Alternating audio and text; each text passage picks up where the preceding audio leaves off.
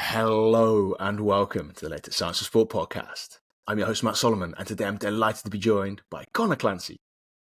So Conor is a human performance specialist at OrthoArizona, and he's also a faculty member at the Grand Canyon University.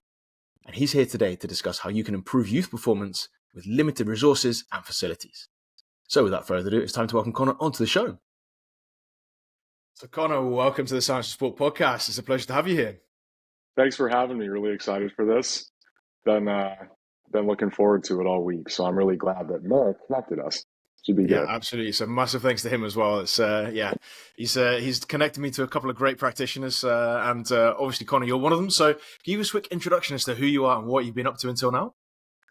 My name's Conor Clancey. I'm a strength and conditioning coach and exercise science educator in Phoenix, Arizona. I currently work for a company called OrthoArizona, which is a sports medicine company. What we try to do with our huge network of orthopedic surgeons, physical therapists, human performance staff, is we try to take the professional or college sports approach into the private sector. So we have an athlete that we can see from acute injury all the way back to full participation in sport. So I'm lucky enough to be kind of on the back end of that, and to me, I think that's the fun part and what I studied. So I get to do the last little percent, and athletes think that I'm the important one when really I'm just the one empowering them to do what they always do. I also teach exercise science courses at Grand Canyon University, so I'm part of that exercise science faculty as an adjunct. I generally teach upper level classes to soon to be graduating seniors, which is a really fun endeavor for me. In the classroom, it does feel like I'm speaking to peers more than I'm teaching, which is a really nice mood to be in. And it's a good environment. I'm glad to hopefully give some good advice to the next wave of exercise science practitioners, and hopefully give them at least a couple of things that'll help them out in the future. Maybe some practical tips here and there. And obviously we're here to discuss long-term athlete development. Can you talk us through why it's important for youth athletes to do some kind of long-term athlete development then? Absolutely. So long-term athletic development, I think it's a pretty broad term. Most of us, I think, have a pretty good idea, and we've kind of wrapped our brains around what that means. What I see long-term athletic development meaning is setting up the youth athlete to be able to do the things that we're going to want them to be able to do at 18 and above. So when we look at a 12-year-old to 14-year-old athlete, we're probably not going to coach them the same way we'd coach an 18-year-old or a really high-performing mid-20-year-old, be it getting paid to play sports or going to college to play a sport. But we do want to help lay the foundation to help them get there. And we think about the high level things that those athletes are doing, whether it's in the weight room or it's on the field, ice court, in the gym. We want to be able to help them develop those basic competence points and check them off. So when we do have that athlete squatting with 2 times body weight on their back when they're a college athlete, we know that they're prepared for that from a physiological standpoint. So when I think about long-term athletic development, I'm more thinking, how can I help develop these kind of underpinning physiological capacities in these kids to make sure in 6 years when they're doing heavier things, more intense things, more sport-specific things, having a higher volume of work to handle, they're prepared for it, and it's not something that they have to remediate with a college or professional strength and conditioning staff.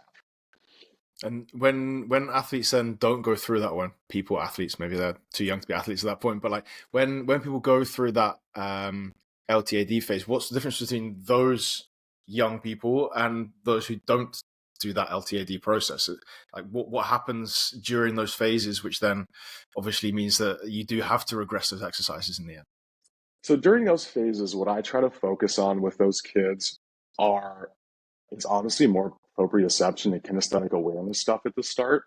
When you get an athlete who's 18 years old, who's a really talented athlete in their specific sport, you can tell when you pull them out of that sport and just into training or training for something more general, or asking a soccer player to go play a pickup basketball game.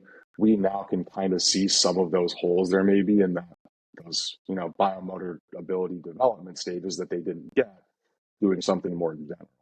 So when I think about the 18-year-old athlete who maybe didn't have a long-term athletic development path, guided by a coach or guided by a parent who knows a little bit about it, or teams they were playing on, What you'll usually see is an athlete who, within their sport and the constraints and context of the exact sport they play, they may be really talented, but you take them out of that and they may struggle with some pretty basic movement patterns, which, to be honest, may not have a huge negative effect on the sport that they're currently playing and focusing on. But for those athletes who all hope to be the highest performers and climb to the highest rungs of their sport, that may ultimately become something that's a downfall, because when you're now competing against the top 1% of the top 1% for that one contract or the one roster opening, if you don't have those athletic, biomotor ability capacities, that may be the one thing that slots you behind somebody else. So while it may not matter to everyone, it may not matter to the same degree to everyone, at some point it's something that may come back to bite you, and we try to take care of that early on. So when we're trying to achieve that, right? So obviously we don't want the person you're working with to miss out by that one little bit. When we're trying to achieve that, what kind of methods or training methods would an LTAD program comprise? So obviously there's going to be loads of different stuff going on in there, but what kind of stuff is going to be included? So I'm going to name drop. My actually doubles as my mentor and my supervisor at work. So it's a pretty nice symbiotic relationship. Clive Brewer, what we've developed is a thought process where from 10 to 12 up to what hopefully ends up being a career in pro sport, we try to have these athletes develop competence first, capacity second, and then we start to dive more into performance enhancement. So if we're able to build youth athletes' proprioceptive ability, we're able to help develop these kinesthetic awareness, help them learn how to move, help them learn how to feel where they're at, help them kind of learn how to understand balance and those type of things. That usually works. And that should be something that, gives a nice framework and a nice ground level to be built upon for that athlete as they develop. So a couple of the bigger methodologies or strategies that we have are aimed at movement skill and what we call ABC, just agility, balance, coordination. If we get these kids in an arena and we know that they're able to run around, deal with moving bodies around, change direction, speed up, slow down, get themselves up off the ground, kind of move like an animal, some of those animalistic movements that you see, bear crawls, that type of stuff. If we're able to get a kid to do that, then we know at least we're developing that very, very ground floor kind of entry level movement patterning. And then hopefully we can build on top of that loading competence. So once we developed competence as just a mover for the child, then we're hoping that competence can then be loaded. We can develop a capacity. Once they're 18, now we're hoping that we've kind of checked off all those boxes, and now we can start enhancing performance. Absolutely excellent. So that's like a nice little walkthrough of how that can be done. What do you need then to do that? Because obviously we wanted to talk today about the facility side of things and how to do these kind of LTAD programs, but maybe on a budget, but in a low facility or a low, like there's not a lot of equipment and facility. So what do you need to be able to do all of those things? So it's funny. I think there's a big difference between what do we want and what do we need. What we need, in my experience, is space. Now, if we have space, one of the best and most, effective methodologies that I've personally utilized with kids is very standard kind of classic physical education PE games. If you've got space and you can knock out 10 or 15 minutes of a game like Sharks and Minnows with a group of 12-year-olds, for lack of a better explanation, we're tricking them into developing agility, right? I'm not having them move around cones and change direction at this and make this movement, do these things. When you got a group of 12-year-olds, it's tough to get them to buy into that. If I now say, hey, we're gonna play Sharks and Minnows for 10 minutes, and then we're gonna play a game I like, bands tag, where you've got the little mini bands and it's okay, you're snapping them at each other. You've got to kind of dodge around those. If you get hit, you're frozen. To get the guy back in, you got to crawl through their legs. So we're kind of mixing freeze tag into it. We're getting the outcomes that we would hope to get from more strategic training interventions in a fun way that kids will actually participate in. So I think in terms of what do we need, it's space. And I think the second thing we need, I know Mike Boyle says it a lot. A lot of good coaches who've been in the game for a long time repeat it. If you really want to see if you can coach, go coach kids. If you have space and you've got patience and you've got the ability to think about, okay, at this developmental stage for these kids at whatever age they may be, what are they capable of? How can we parlay that into doing things that'll be A, effective, and B, fun, so they'll actually do it?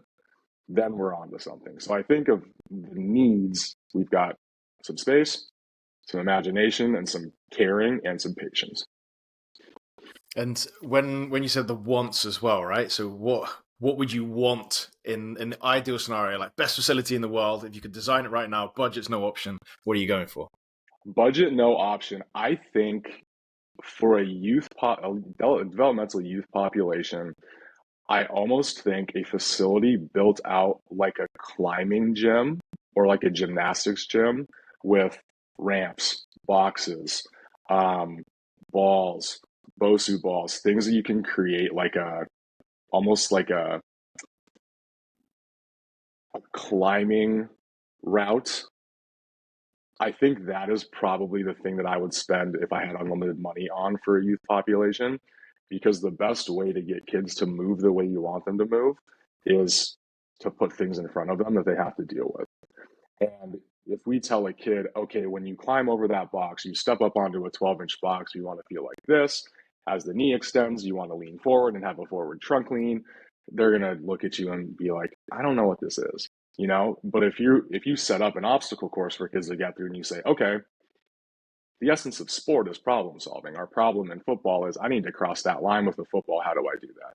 If we give these kids the problem of you need to get from this cone to that cone, there's a bunch of stuff in the way, get over it and through it however you can. We can nip a bunch of both those biomotor abilities in the bud without harping on it and forcing them to, okay, now we're going to stand there, stick your arms out, close your eyes, we're going to balance on one leg. Some kids will participate in that, but if you want to develop balance or you want to develop proprioceptive capability, we may have to trick them into doing it. So I think the obstacle course route and utilizing body weight and tempos and partner activities where we're keeping two athletes busy using a partner-loaded spring box or reactive agility where we're doing a mirror drill, so you've got two kids involved. We will get a little bit more buy-in from that because it's fun. And also, it's not as strictly programmed, I suppose. And you strictly program things for a 12-year-old kid. There's a certain type of kid who's going to really be into that. And it's probably going to be one or two of a 20-player roster. So finding ways to get them to do the things that you want them to do in terms of outcomes, but finding a way to have them participate is kind of an art form. So I guess kind of going back, in terms of wants, obstacles and space, I would love to have all the obstacles in the world. So let's say you don't have that, right? Like, that's brilliant. I'd love you to have that. If I had millions and millions of dollars, I'd give it to you, but I don't. So let's say, unfortunately, let's say you have really, really low level facilities and you have space. And let's say you're a coach with some patience as well, which gives you a little bit more to play with. What can coaches in those situations do to ensure that their athletes are then developing well throughout an LTAD process? So I think there's two ways to think of it. Well, one way to think about it with kind of a fork in the road, where we've got to think about both methods and strategies. So in terms of methods, if we've got, the bare minimum equipment or nothing, we're going to have to leverage body weight into some type of thing. So we can have players hold positions. We can have them hold bear crawl positions. They're developing some kinesthetic awareness. They're learning, okay, my back has to stay parallel to the ground. I'm in a position where a bunch of large muscle groups are doing work. They're feeling stuff. We can kind of coach them into positions that may not look exactly like what they're going to be participating in sport, but they're learning how to move. They're learning where they are in space when they're moving. Bear crawls can be a big one, as simple as planks or, long lever side planks or push-ups where they open up and rotate and now they're balancing on one arm. We can burn the shoulder stability candle with a 12-year-old that way instead of having them do something that's more strictly programmed that is going to be kind of confusing to them. So leveraging body weight in terms of holding positions, slowing tempo down throughout movement patterns, using partners as external resistance, using a coach as external resistance. I'll have kids hold a lunge and say, okay, as soon as you get tired and I see you kind of lazing out of that and coming up, you're going to feel a hand on your shoulder, and that's your reminder that, hey, we're not done yet. We're developing something down here. Doing something as simple as that, is that going to create, a 12-year-old who's the strongest person in the world? Probably not. If we lack the equipment, we're not going to develop maximal strength that well, but we can start developing strength as a capacity at least. Movement skill, agility, balance, coordination work too. That can be a really easy one to get through. Utilizing games, great way to do that. Like I said, with sharks and minnows, you play a game like that, you've got a group of kids having fun. There's a little bit of competitive juices flowing, so that's going to increase buy-in too. And I can program the most beautiful reactive agility-based intervention for a group of 12-year-olds, and 3 of them are going to want to do it. Now, when they're developing reactive agility, playing a game that's fun and that they want to win, now we're getting the outcome that we want. We're getting the stimulus that we want without it being something that's looked at as negative by the children. So movement skill stuff, especially in terms of like single leg work, if we can really try to enhance like a single leg position by single leg squatting, or using a partner to help with your balance while you learn how to single leg squat, going through partial ranges of motion, combination movements. One of my favorites called a reverse corkscrew. Starts off as basically a single leg squat where you reach down, you cross over, you tap down outside of your pinky toe, you stand up, and you go hand above your head. So your center of mass is shifting laterally a little bit. We're now rolling a squat, a hip hinge, a little bit of rotation, and an overhead movement now to stabilize the shoulder. We're at least touching on some capacities that, yes, could be enhanced if we have the world, but we're teaching these kids at least, here's maybe how we move best, and then we can load this once we become. So those methodologies, focusing on movement skill, focusing on agility, balance, coordination, focusing on body weight stuff and how we can leverage tempo and positions and stuff into meaningful work is good. In terms of strategies, I keep harping on partner stuff. I think there's 2 benefits to partner activity. I think for one, you get more buy-in. If you've got 2 kids doing the same thing, we see the same thing with, the highest level athletes. When we've got several athletes pulling the rope in the same direction, there's more buy-in. If you get 2 kids going through the same training intervention together, they're probably going to take it more seriously. And also, if we're in the team setting with a bunch of kids and we've got every kid partnered up doing something, we now have all 20 of them busy and not 10 of them busy and 10 of them with the opportunity to mess around or lose focus. What my biggest motto with youth athlete training is keep them moving, keep them busy, keep them engaged. Does the perfect program need to be there? No. Perfect program is great.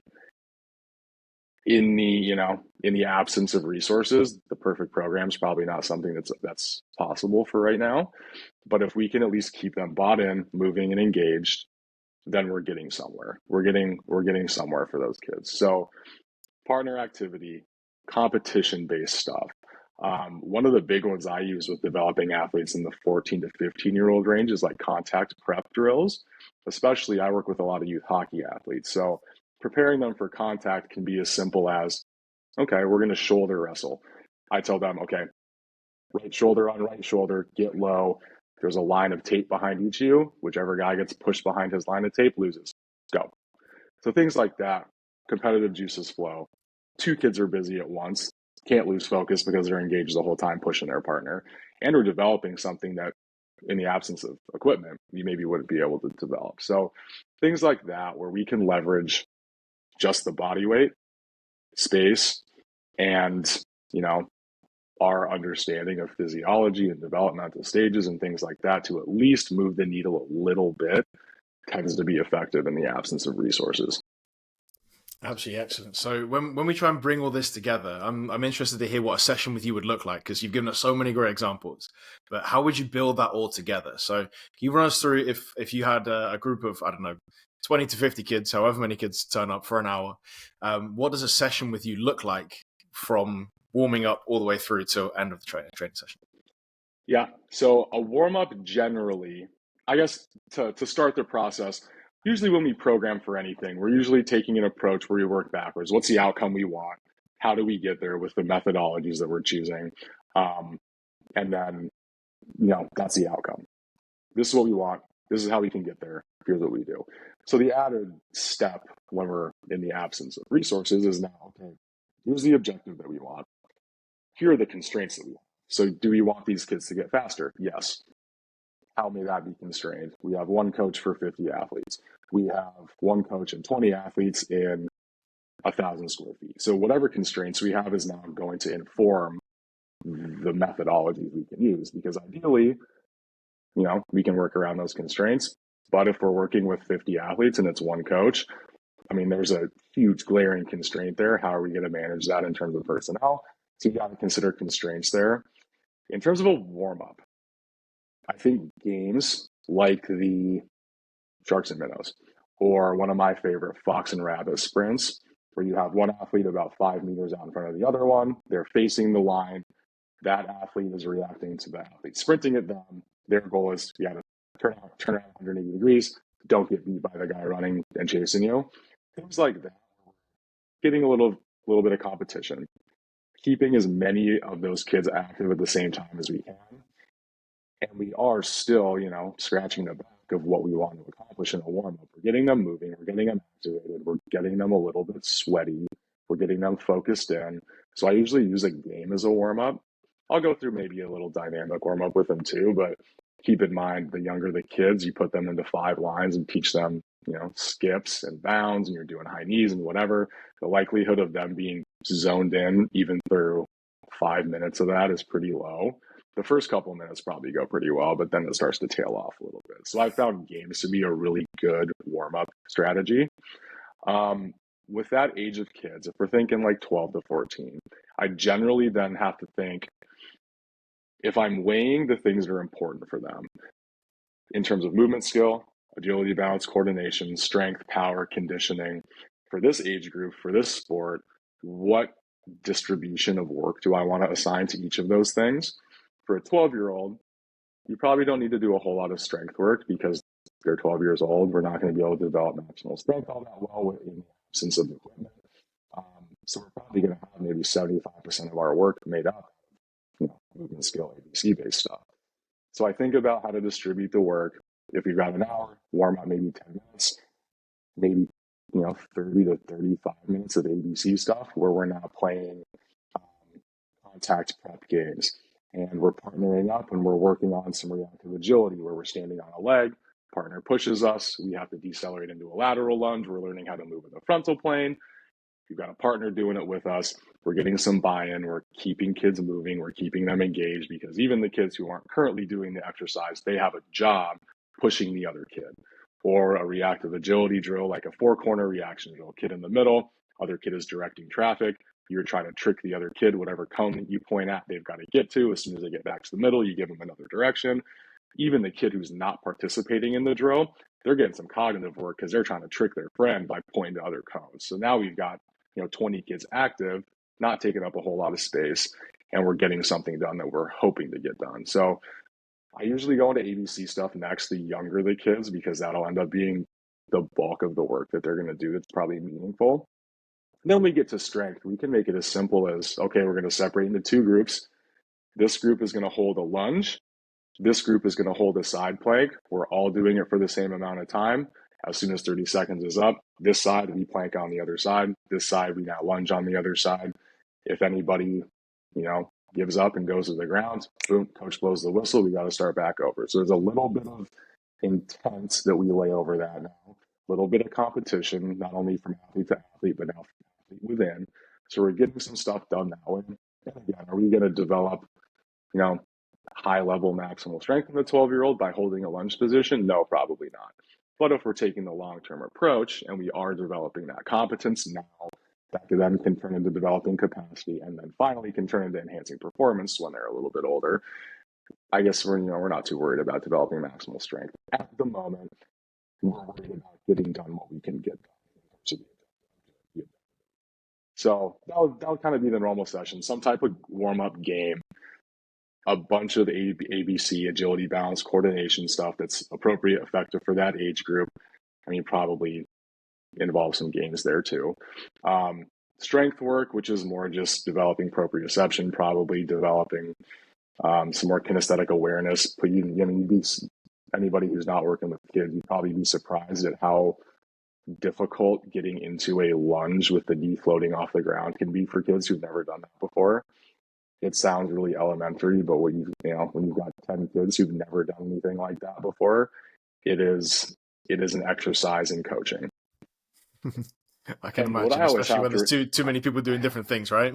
Oh yeah, and what I always have to remind myself of too is when I think of distributing the work between warming up and movement skill and strength and conditioning, if that's applicable, a lot of interventions that we may use, especially if our focus is learning how to move and developing competence, we're filling the same buckets with different things. So I may think, okay, we're warming up for 10 minutes and we'll do 20 minutes of agility, balance, and coordination work. I have to work to not forget that, okay, the warm up was also 10 minutes of that. Playing sharks and minnows, we're exhibiting reactive agility for 10 straight minutes for these 12-year-olds. To now go back into 30 more minutes of movement skill based stuff where we're working on agility or working on reaction time or whatever, that may end up being a little bit too much. And now we start to have focus tail off. So when you are developing these type of programs for kids, in the absence of resources, especially, space, personnel, equipment, a lot of those buckets are being filled at the same time, and we're killing a lot of birds with one stone at times. So we got to remember that, okay, the warm-up did in fact involve some ABC work. The ABC work did involve some, single leg strength capability because we were working on X, Y, and Z. So thinking about how to program it in those terms can be pretty easy, but you also got to think, okay, by the end of 60 minutes or 45 minutes, however long the time slot may be, if we've had these kids do, accumulate 30 minutes of like pretty max effort reactive agility or agility stuff, we may have a group of kids who's like by the end losing focus and losing some steam. So I guess that would be one of the tips I'd give people for, doing that type of program. We don't want to overfill buckets that are being filled already. Absolutely excellent, Conor. I think that's a really interesting insight into not just how you do things, but why you do things and how you build it up all the way through the different stages and the ABC system as well. So massive thanks for your time and effort today. Where can people find a little bit more about you and what you're up to? I'm on Instagram. That's on social media. That's probably the modality that I'm most active on. You can find me at Coach Clancey, Coach.Clancey. I'm on X, formerly known as Twitter as well, just at Conor Clancey. I don't tweet a whole lot. I try to repost or retweet, whatever, not retweet. Re-X? Is it? Yeah. whatever the term is. I try to more like elevate people who are way smarter than me and retweet stuff that I think is worth reading. I don't do a whole lot of original tweeting myself. But Instagram, I'm probably the most active on. Getting a little bit too old here to be able to handle TikTok, so I'm not on TikTok if anybody was wondering. I'm usually posting stuff at least a couple times a week with some of the younger athletes we get. Unfortunately, some of the younger ones that I'm working with, they're rehabbing too. So rehabbing into this already kind of muddy waters of long-term athletic development can get kind of interesting.